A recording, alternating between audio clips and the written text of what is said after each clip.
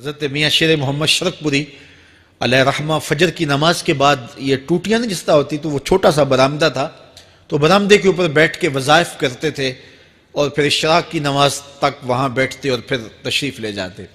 گرمی کی شدت تھی تو حضرت فرائض کی ادائیگی کے بعد وہاں چلے گئے، تو نمازیوں نے آپس سے مشورہ کیا کہ یار حضرت کو عرض کریں کہ بارش کے لیے دعا کی جائے۔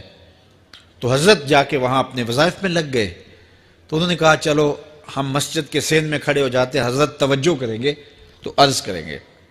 تو جتنے نمازی تھے وہ سارے صحن میں کھڑے ہو گئے اور برآمدے کے اوپر میاں صاحب وظائف میں لگے۔ جب آپ کی نظر پڑتی نا لوگوں کی جانب، تو جتنے بھی نمازی تھے سارے ہاتھوں سے اشارے کر کے کہتے یعنی دعا کرو، زبان سے نہ بولتے، ہاتھوں کو ایسے ہلاتے اور یہ کہتے کہ ادھر آسمان کی طرف اشارہ کر کے کہتے دعا کرو۔ میاں صاحب پھر وظائف میں لگ جاتے۔ پھر جب میاں صاحب کی آنکھ اٹھتی نا تو یہ سارے ہاتھ اٹھاتے اور آسمان کی طرف ہاتھ اٹھا کہتے۔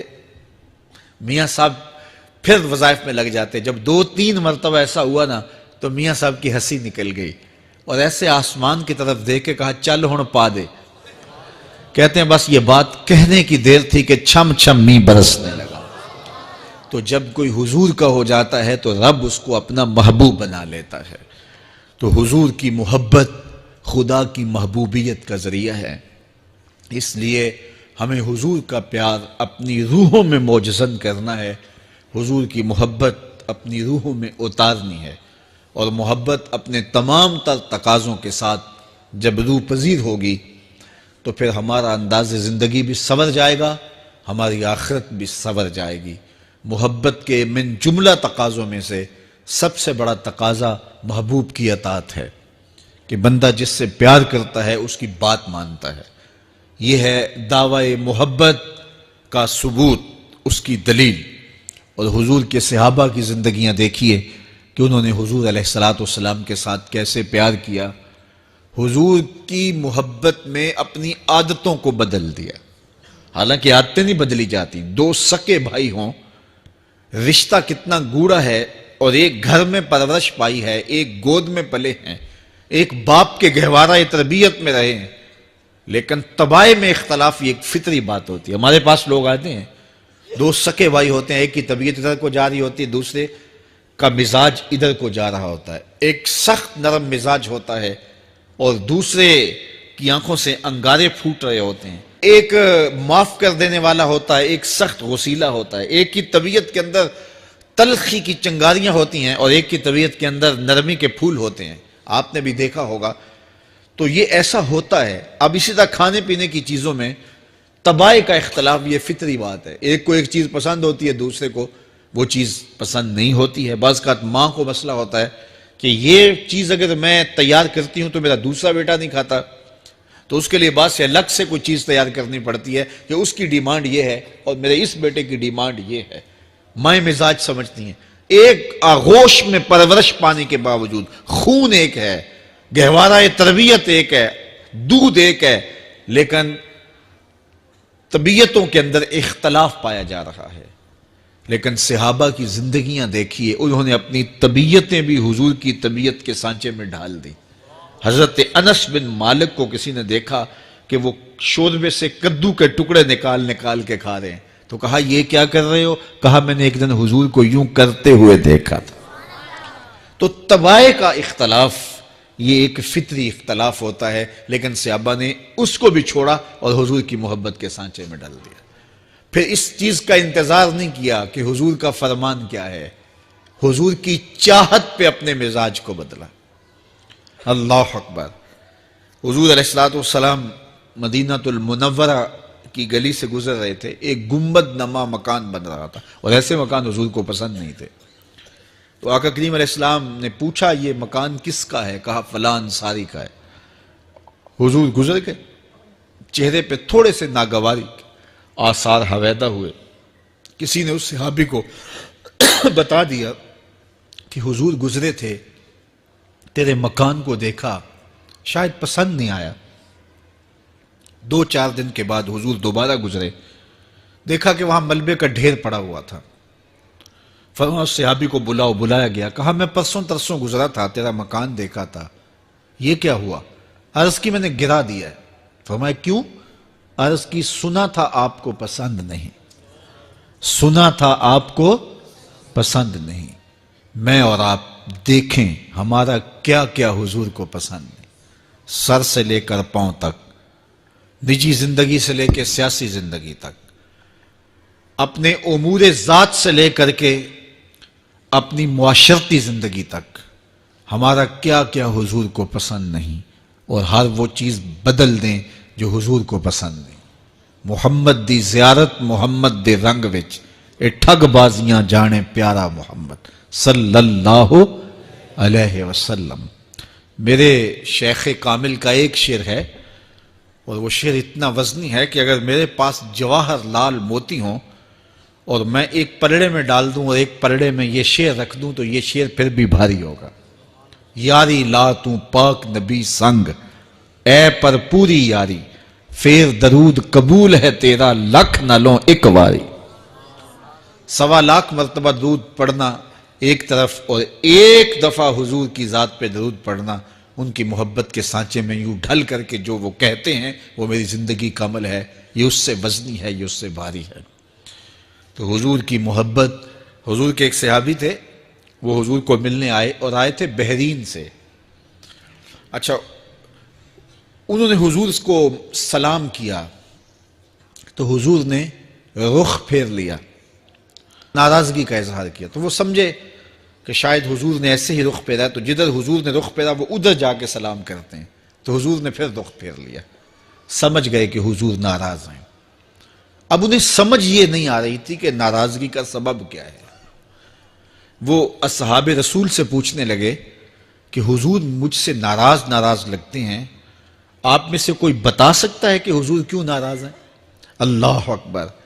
آج تو کوئی بڑا باپ ہو، مرشد ہو، استاد ہو، ناراض ہو جائے اور شاگرد کو ناراضگی کی وجہ معلوم نہ ہو تو وہ الٹا ناراض آگے سے ہو جاتا ہے کہ میں نے جرم کیوں کیا ہے کہ استاد کا مزاج بگڑ گیا ہے۔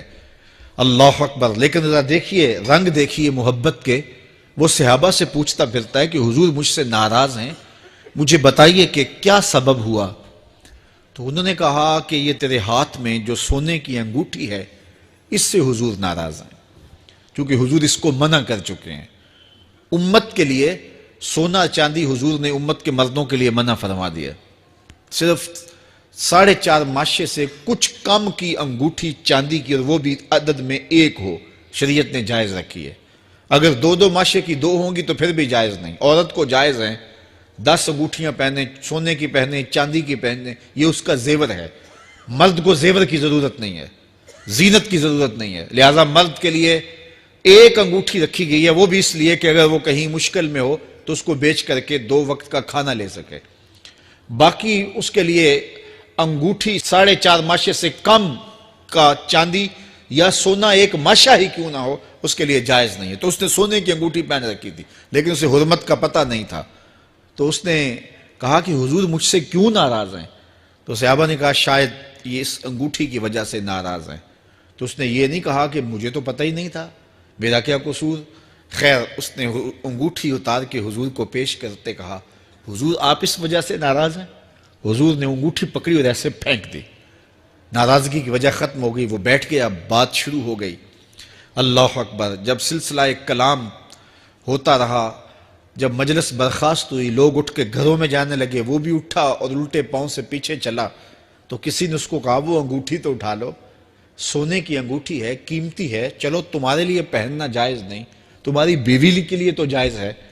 تو اس نے کیا جواب دیا سنیے، اس نے کہا واللہ لا آخذہ وقد طرحہ رسول اللہ صلی اللہ علیہ وسلم، اللہ کی قسم میں اس انگوٹھی کو کبھی بھی نہیں اٹھاؤں گا جس کو میرے حضور نے پھینک دیا ہے۔ تو یہ تھی ان کی محبت، یہ تھا ان کا انداز۔ تو آئیے میں اور آپ حضور سے اگر محبت کرتے ہیں تو حضور علیہ السلام کا طرز زندگی، حضور کا انداز معاشرت اختیار کریں۔ کثرت کے ساتھ مائیں بہنیں بیٹیاں بھی موجود ہیں، وہ بھی اپنی اولادوں کی تربیت اس نہج سے کریں کہ وہ حضور کی سنت، حضور کی سیرت، اور حضور کی اتباع کے سانچے میں ڈھل جائیں۔ زندگی کا مقصد ہی یہی ہے۔ آئے، بڑے ہوئے، جوان ہوئے، بوڑھے ہوئے، چلے گئے، ہم سے پہلے بھی چلے گئے، ہم بھی چلے جائیں گے، بعد میں آنے والے بھی چلے جائیں گے، لیکن حقیقی کامیابی اس کو نصیب ہوئی جس نے اس دنیا پہ آ کے دنیا کی زندگی کے مقصد کو سمجھا۔ ہم آئے کیوں تھے؟ زندگی کس لیے ہمیں دی گئی تھی؟ اکبر الہ آبادی نے کیا ستھری تنقید کی تھی، کیا بتائیں احباب، کیا کارنمایاں کر گئے، بی اے کیا، نوکر ہوئے، پینشن ملی اور مر گئے۔ یہ کوئی کام نہیں ہے، ہماری زندگی کا کوئی مقصد ہے جس لیے ہم انسان ہیں، اشرف المخلوقات ہیں۔ دیکھیے گدھا سارا دن بوجھ اٹھاتا ہے، اللہ اکبر۔ میرے صاحب نے گدھے سے بھی ایک موازنہ کیا ہے کہ سارا دن جو ہے وہ بوجھ اٹھائے اور کام کرے، اور پھر مالک اس کو غذا بھی نہ دے، وہ جا کے روڑیوں سے اور باہر سے جا کے چر کے پھر آ کے کام مالک کا کرے، مالک اس کو دے بھی نہ، اور وہ باہر سے کھا کے آئے اور کام مالک کا کرے۔ تو اگر بندہ ہو کے، انسان ہو کے اگر نہ کرے تو میرے حضور نے ایک لمبی ربائی ہے، اس میں آخر میں لکھتے ہیں، تو چنگا یعقوب یا کھوتا، تینوں شرم نہ آوے۔